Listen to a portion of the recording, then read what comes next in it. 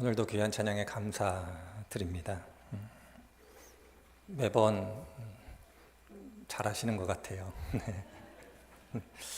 제가 여기 앉아 있으면서 언제 한번 실수하시나 그런데 실수를 안 하시네요. 아주 참 잘하십니다. 이제 다음 주가 아니면 저희 민족이 지키는 명절입니다. 즐거운 명절 되기를 바랍니다. 예전같이 않아서 이제 음식을 가정마다 하시는 집은 많지 않은 걸로는 알고 있습니다만은 너무 많이 드셔서 탈나시지 않으셨으면 좋겠습니다. 매년 통계 자료들이 나오는 것들이 여러 가지가 있습니다. 제가 연말이 되면 혹은 연초가 되면 통계청에 들어가서 제가 필요한 통계 자료들을 볼 때가 좀 많이 있습니다.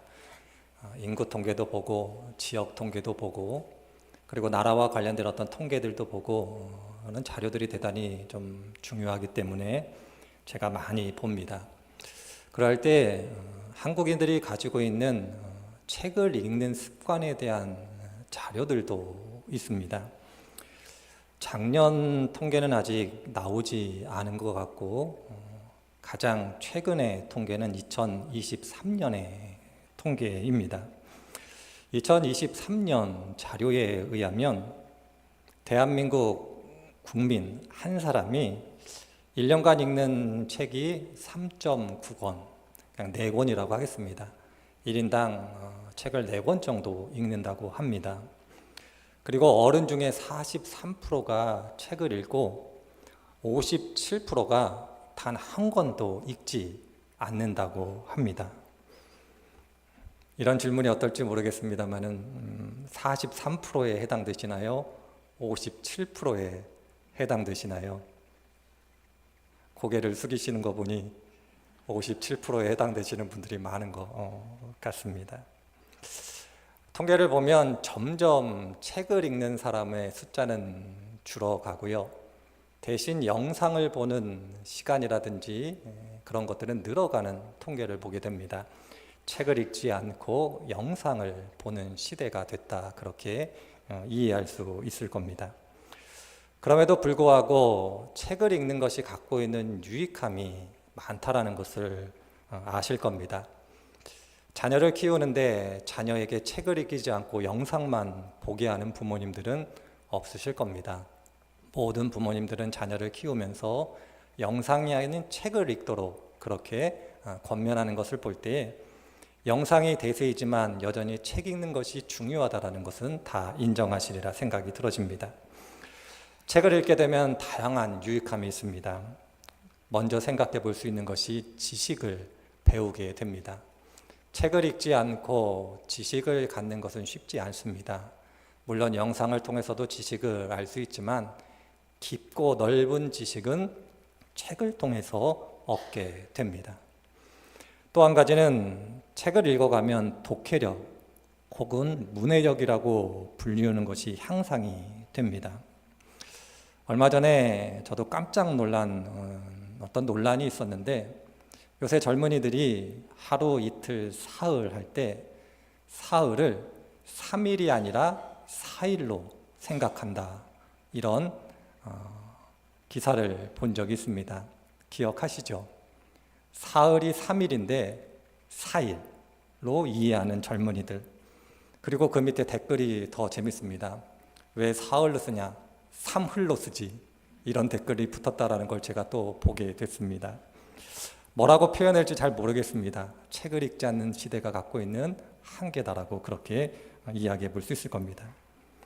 또 심심한 사과, 이런 사과를 했더니 나를 무시하냐고. 사과를 하면 진심을 담아서 사과를 해야죠. 되게 심심한 사과를 하냐? 재미도 없는 사과냐? 달지도 짜지도 않은 사과냐? 어떤 그것이 사과가 될 수 있느냐? 그렇게 이야기하는 사람들도 종종 보게 됩니다. 깊은 마음을 담아 정성스럽게 하는 사과를 심심한 사과라고 하는데 책을 읽지 않으니 어떤 의미인지 모르는 그러한 시대를 저희들이 살아가고 있습니다. 따라서 책을 읽으면 책을 통해서 독해력, 문해력이 향상이 됩니다. 또 한 가지 이야기해 볼 수 있다면 책을 읽으면 집중력이 향상이 됩니다. 책은 그저 쉽게 읽을 수 있는 것이 아니라 논리 구조를 따라가야지만 책의 내용을 정확하게 파악할 수 있기 때문에 집중력 혹은 논리력이 향상이 됩니다. 마지막으로 어떻게 보면 책을 읽는 것에서 가장 중요한 것이 있습니다. 그것이 무엇이냐면 책을 읽음으로써 자기가 변하는 책 읽기입니다. 보통 성찰적 독서 이런 표현을 씁니다. 어떤 것에 대하여 반성적으로 생각하고 사유한다고 하죠. 사유하고 그 사유한 것을 행동으로 실천하고 그 행동의 실천이 내가 속한 공동체의 덕이 되는 것, 그것을 바로 성찰적 독서 이렇게 표현을 합니다. 우리들이 살아가고 있는 이 시대에 독서에 대해서 강조하게 될 때에 많은 경우는 지식의 획득, 독해력 혹은 집중력, 논리력 여기에 초점을 두고 책을 읽어야 된다 그렇게 강조합니다. 그런데 자기 자신이 변하는 책 읽기, 성찰적 독서에 대해서는 그리 강조하고 있지 않은 것 같습니다. 이것이 바로 우리들이 살아가고 있는 이 시대, 책 읽기가 점점 줄어져 갈 뿐 아니라 책을 읽는 것도 성찰적 책 읽기가 아니라 좀 다른 의미에서 책 읽기가 강조되고 있다 이렇게 말해 볼 수 있을 겁니다. 그래서 그랬을까요? 어느 철학자가 이렇게 우리들이 살아가고 있는 시대를 설명하고 있습니다. 혹여 전문가가 있으시면 양해해 주셨으면 좋겠습니다. 저도 때때로 신학적 주제에 대해서 비전문가가 단순하게 요약하는 것을 들으면 저건 아닌데 이런 생각을 할 때가 한두 번이 아닙니다. 오해할 수 있고 오독했고 저렇게 이야기하면 모르는 사람들은 그 사람이 유명하기 때문에 그것이 진리라고 생각하는데 왜 저렇게 말할까 이렇게 생각 들어지는 것이 한두 번이 아닙니다만은 혹여라도 제가 드리는 이 분야의 전문가가 있으시면 좀 양해를 부탁드리도록 하겠습니다. 어떤 철학자가 자신의 책에서 이렇게 근대 이후의 사회를 설명하고 있습니다. 사람에게는 주관적 이성과 객관적 이성이 있다. 그런데 주관적 이성이 객관적 이성을 압도하게 되었다. 주관적 이성이 갖고 있는 특징은 자기 보존에 집중하는 이성이고 자기 자신을 보존하는 데 유용한 것이 있으면 의미와 가치를 두지만 그렇지 않다 생각하는 모든 것은 무가치하게 생각한다. 그리고 이 주관적 이성은 모든 것을 자기 자신을 보존하는 도구로 활용한다. 그렇게 이야기하고 있습니다. 그러면서 이 철학자는 이 주관적 이성을 도구적 이성이다. 이렇게 표현하고 있습니다. 그래서 사람들이 살아가는 이 시대, 근대 이후 사람들이 계몽을 추구했지만 결과적으로 이 시대는 다시금 야만의 시대가 되었다. 그렇게 철학자가 이야기하고 있습니다. 한 철학자의 주장이기 때문에 이것이 진리라고 그렇게 말할 수는 없겠습니다만은 우리가 살아가고 있는 이 시대를 나름대로 설명한다는 의미에서 책을 읽는 것, 그것이 자기 자신을 돌아보는 성찰적 독서가 아니라 유익함, 유용함을 추구하는 그러한 책 읽기가 된 이유에 대한 하나의 답변이 되지 않을까 이런 생각을 해보게 되었습니다. 어떻게 생각해 보면 책 읽기에만 해당되는 것은 아니라고 생각이 들어집니다. 우리가 살아가고 있는 온 세상이 유익하고 유용한 것, 그것이 최고라고 생각하는 그러한 시대를 살아가고 있지 않을까 이런 생각을 또한 해보게 되었습니다. 그리스도인들은 바로 이러한 시대, 이러한 세상을 살아가고 있습니다. 어쩔 수 없이 우리들이 살아가고 있는 이 세상에 발을 담그고 있기 때문에 우리들도 세상의 영향을 받지 않을 수 없을 겁니다. 그러면 우리들이 믿음의 길, 신앙의 길을 걸어가며 혹여 세상이 추구하는 이러한 영향력을 받아 우리의 믿음, 우리의 신앙도 이렇게 하는 것이 아닐까, 이런 생각을 또한 해보게 되었을 때 이러한 생각은 저만의 생각은 아니었던 것 같습니다. 왜 그러냐면 오늘 함께 읽은 6장 1절에서 바울이 이렇게 이야기합니다. 하나님의 은혜를 헛되이 받지 말라. 하나님의 은혜가 주어졌는데 그 은혜를 헛되이 받는 사람들이 있다는 겁니다. 하나님의 은혜를 헛되이 받는다라는 것은 하나님의 은혜를 거부하고 무시하고 조롱하고 비방하는 것을 의미하는 것이 아닙니다. 바울이 이야기하는 바 하나님의 은혜를 헛되이 받는다라는 것은 하나님의 말씀을 듣지만 그 말씀을 듣는 사람에게 아무런 효과가 없는 것을 의미합니다. 말씀을 듣지만 효과가 없는 것, 말씀을 듣지만 효과가 없는 이유는 다른 데 있지 않습니다. 말씀을 듣지만 그 말씀을 통해서 나의 삶, 나의 인격이 변화되려고 하지 않기 때문에, 달리 이야기하자면 성찰적 듣기가 되지 않기 때문에 하나님께서 주신 말씀, 은혜가 헛된 것이 된다. 그렇게 바울이 이야기하고 있습니다. 하나님의 말씀을 듣습니다. 그런데 내 자신이 변화되려고 듣는 것이 아니라 그 말씀을 들음으로써 나에게 유용한 것, 유익한 것이 없는가, 그런 관점에서 하나님의 말씀을 듣게 됩니다. 성경에 대한 지식을 쌓거나 인생에 대한 격언이나 삶의 태도를 배우거나 혹은 마음의 평안을 얻으려고 하나님의 말씀을 듣는 것, 바로 이것이 유용적 듣기, 유익함을 따라 하나님의 말씀을 듣는 어떤 신앙의 모습이다, 그렇게 이야기할 수 있을 겁니다. 그런데 이렇게 하나님의 말씀을 들으면 문제가 발생합니다. 그것은 무엇이냐면 듣는 것 자체로 하나님의 말씀을 아는 것으로 착각하게 됩니다. 그리고 듣는 것을 내 자신이 변화된 것으로 착각하게 됩니다. 그리고 하나님의 말씀을 듣고 머리로 동의하면 내가 그것을 실천했다라고 그렇게 또한 착각하게 됩니다. 이것이 바로 하나님의 말씀을 내가 변하기 위해서 듣는 것이 아니라 나에게 유익한 것, 유용한 것을 찾기 위하여 듣기 시작하면 바로 이러한 문제를 저희들이 갖게 됩니다. 우리 속담에 속위에 경읽기라는 속담이 있습니다.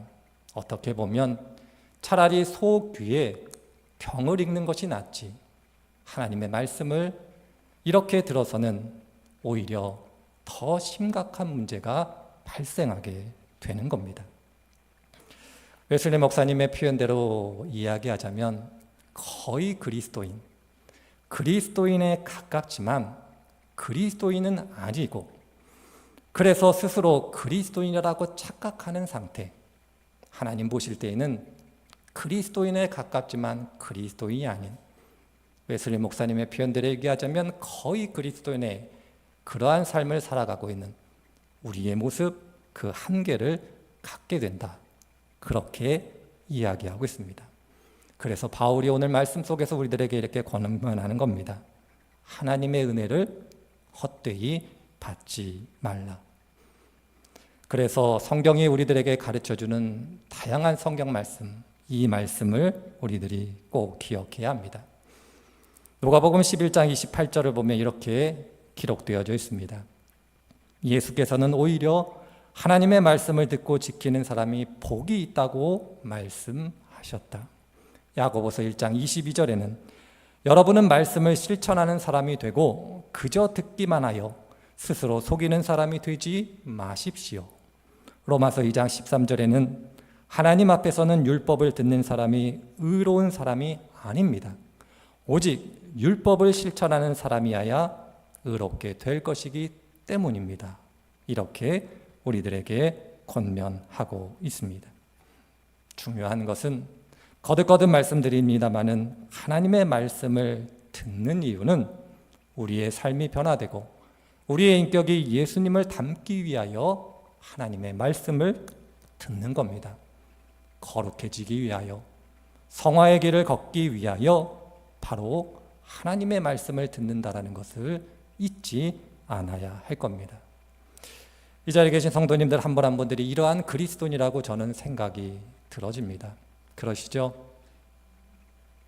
아멘이 안 나오시네요. 그러시죠? 네, 감사합니다. 그래서 2절 말씀이 중요합니다. 우리 2절은 함께 한번 읽어보도록 하겠습니다. 화면 한번 띄워주시고요. 함께 읽습니다. 내가 은혜 베풀 때에 너에게 듣고 구원의 날에 너를 도왔다 하셨으니 보라 지금은 은혜 받을 만한 때요 보라 지금은 구원의 날이로다. 바울이 이렇게 사랑하는 고린도 교회 교인들을 향하여 권면하고 있습니다. 바울의 이 말은 이사야 49장을 인용하고 있습니다. 이사야 49장의 맥락은 이러합니다. 이스라엘 사람들이 나라를 잃고 힘겨워하며 절망 가운데 빠져 있습니다. 그리고 이렇게 생각합니다. 하나님께서 우리를 버리셨다. 이렇게 좌절하고 절망할 때 이사야 선지자를 통하여 하나님께서 말씀하십니다. 얘들아, 아니다. 나는 너희들을 버린 것이 아니다. 너희들이 나라를 잃어버려 어려움 당하고 고난 당하는 거 내가 알지만 내가 너희를 버려 그런 것은 아니다. 내가 때가 되면 너희들을 홀로 내버려 두지 않을 것이고 반드시 구원해낼 거다. 이렇게 약속하신 말씀이 이사야 49장의 말씀입니다. 그러면서 하나님께서 말씀하십니다. 너희들이 생각할 때 너무 늦지 않게 너희들이 필요한 바로 그때 시의적절하게 나의 구원이 임할 거다. 이렇게 약속해 주고 계십니다. 바울이 이사야 49장을 인용하는 이유는 다른 데 있지 않습니다. 하나님께서 이스라엘 백성들을 구원해 주실 것인데 그 구원은 시의적절할 것이라고, 이스라엘 백성들이 낙심하지 않고 그들이 필요할 때 하나님의 구원이 필요한 바로 그때에 그들을 구원해 내실 거다. 바로 이것을 인용하고 있습니다. 3부 예배에 참여해 보신 분들은 아시겠습니다만은 3부 예배 때 저희들이 부르는 복음성가 하나가 있습니다. 그 후렴구는 다음과 같습니다. 새벽빛 같은 주의 나타나심은 우리의 밤을 밝게 비추시며 이 땅을 적시는 늦은 비와 같이 반드시 우리에게 임하시네. 제목이 새벽빛 같은이라는 제목의 복음성가고 호세아 6장 3절을 기초로 해서 만들어진 복음성가 곡입니다. 혹시 누가 작사 작곡했는지 아십니까? 엄청 유명한 분이었습니다. 서울의 서대문에 가면 대신교회라고 있습니다. 엄청 좋은 교회입니다. 아시나요? 모르세요? 소개해드리겠습니다. 서울 서대문에 가면 대신교회라는 좋은 교회가 있습니다. 바로 그 교회에 박준환 전도사님이라고 있습니다. 이 전도사님이 작사, 작곡한 곡입니다. 여러분들은 그냥 3부 예배에 참여해서 부르셨겠지만 작사, 작곡은 이렇게 훌륭한 교회, 훌륭한 전도사님이 하셨습니다. 전사님의 믿음의 고백, 신앙의 고백을 들어보면 호세아 6장 3절을 읽어가면서 하나님께서 주신 마음을 따라 작사, 작곡했다고 합니다. 가장 중요한 비연, 늦은 비와 같이 반드시 우리에게 임하시네. 이 가사처럼 바울이 고린도 교회 성도들에게 권면하는 겁니다. 시의적절하게, 늦지 않게, 우리가 필요할 때 하나님의 은혜는 반드시 주어진다. 아니, 이미 그 하나님의 은혜는 주어졌으니 그 은혜를 놓치지 말라. 바로 이것이 2절에 담겨져 있는 바울의 마음입니다. 그래서 바울이 고린도 교회 교인들을 향하여 이렇게 이야기하는 겁니다. 보라, 지금은 은혜 받을 만한 때요. 보라, 지금은 구원의 날이로다. 하나님의 은혜는 너희들에게 주어질 것이고, 아니 이미 주어졌다라는 겁니다. 바로 이것이 호세아 선지자를 통하여 그리고 바울이 이사야서를 통하여 그의 사랑하는 성도들에게 하고 싶었던 가장 중요한 권면의 말씀입니다. 누가복음 14장을 보면 예수님께서 한 비유를 들고 계십니다. 어떤 비유냐면 큰 잔치의 비유입니다. 어느 날 어떤 한 부자가 큰 잔치를 벌입니다. 그리고 많은 사람들을 초청합니다. 내가 어느 날에 잔치를 베풀 것이니 너희들이 와서 내 잔치에 참여하면 좋겠다. 그렇게 초청합니다. 그리고 때가 되어 주인이 종을 보내어 초청받은 사람을 모셔와라. 이렇게 이야기를 합니다. 그리고 종들이 가서 초청받은 사람들에게 이야기합니다. 이제 잔치가 시작되었으니 잔치집에 오십시오. 이렇게 이야기를 합니다. 그러자 초청받은 사람들이 모두 다 한결같이 나는 잔치에 갈 수 없습니다. 이렇게 답변합니다. 그리고 그 답변이 참 재미있습니다. 어떤 사람은 밭을 구매했기 때문에 나는 잔치집에 갈 수 없습니다. 어떤 사람은 나는 소를 구매했기 때문에 소가 밭을 잘 가는지 확인해야 되기 때문에 잔치에 참여할 수 없습니다. 또 어떤 사람은 나는 장가 들었기 때문에 잔치에 참여할 수 없습니다. 이렇게 답변을 합니다. 주인이 이야기를 듣고 종들에게 이야기합니다. 다른 사람들을 초청해서 내 잔치집을 채우라. 그렇게 이야기하며 주인이 이렇게 이야기합니다. 초대받은 사람들 가운데서는 아무도 나의 잔치를 맛보지 못할 것이다. 이렇게 주인이 이야기합니다. 어떻게 생각해 보면 주인의 초청을 받은 사람은 주인의 호의를 헛되이 한 것이다. 그렇게 이해해 볼 수 있을 겁니다. 이미 그들에게 잔치의 날도 알려주고 그들을 초청했음에도 불구하고 그들은 주인의 그 요구에 응답하지 않습니다. 헛되이 한 것입니다. 오랜 신앙 논증 가운데 예수님의 죽으심에 대한 신앙 논쟁이 있습니다. 보통 속죄론이라는 주제 혹은 이름을 붙입니다. 2000년 교회 역사 속에서 아직도 논의 중이고 그 결론을 내리지 못하고 있고 그래서 석사나 박사의 논문 주제로 활용되기도 합니다. 속죄론에 대해서 공부하자면 평생을 공부해도 다 공부할 수 없을 정도의 양이 방대합니다. 그럼에도 불구하고 속죄론과 관련되어서 많은 사람들이 인정하고 동의하는 내용이 있습니다. 그것이 무엇이냐면 예수님께서 죽으셨기 때문에 그 죽으심으로 인하여 모든 사람이 구원의 문이 열렸습니다. 그러나 그 구원의 효과는 제한적입니다. 이러한 내용입니다. 예수님께서 죽으심으로 만인에게 구속의 사건을 이루셨지만 모든 사람이 구원받는다는 것은 아니다라는 것. 만인 구원은 아니라는 겁니다. 예수님께서 죽으셔서 모든 사람이 구원의 길은 열려 있으나 믿음으로 그 죽음을 받지 않는 사람에게는 효과가 없다는 겁니다. 마찬가지입니다. 하나님께서 우리들을 사랑하셔서 이미 우리들에게 은혜를 베풀어 주셨습니다. 다만 간절히 자신의 삶과 인격이 변화되기를 갈망하고 소망하는 사람들에게만 그 은혜가 유효하다는 겁니다. 하나님께서 능력이 없어서 그런 것이 아닙니다. 잘 아시는 것처럼 하나님은 우리들을 한 명의 인격으로 대우하시기 때문에 우리의 의지에 반하여 일하시지 않으시는 겁니다. 그래서 이사야 55장 6절의 말씀이 중요합니다. 이사야 55장 6절은 이렇게 우리들에게 이야기하고 있습니다. 너희는 여호와를 만날 만할 때에 찾으라. 가까이 계실 때에 그를 부르라. 이미 이사야 선지자에게 의하면 하나님의 은혜는 주어졌고 그의 말씀은 우리들 가운데 주어졌습니다.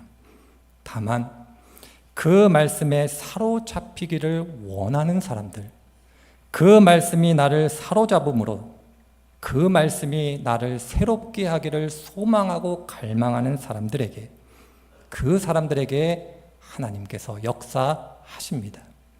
가까이 계실 때에 그를 부르라, 만날 만한 때에 찾으라, 이렇게 이사야 선지자가 우리들에게 권면하고 계십니다.